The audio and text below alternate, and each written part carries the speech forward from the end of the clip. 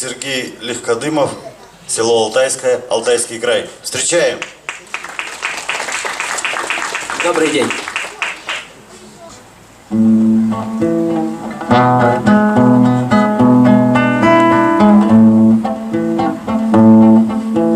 Как хорошо, о Боже, глядеть в проем камина и слушать треск поленьев, занявшихся огнем.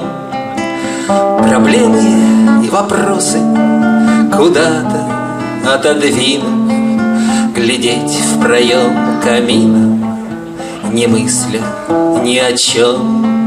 Глядеть в проем камина, не мысля ни о чем.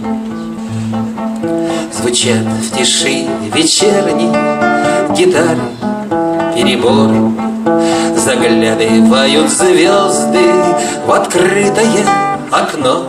А где-то там снегами поблескивают горы, а в кресле у камина уютно и тепло.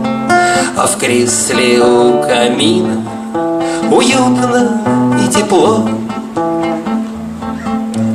И закопченный чайник на печке подпевает, быть может, вспоминая ночи у костра.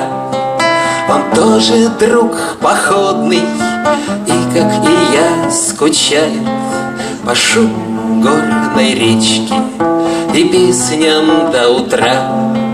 По шуму горной речки и песням до утра. Да, хорошо, конечно, глядеть в огонь камина, но дым костра походного не позабыть никак. И сердце рвется в горы, в таежные просторы. И значит, мне в дорогу вновь собирать рюкзак. И значит, мне в дорогу вновь собирать рюкзак.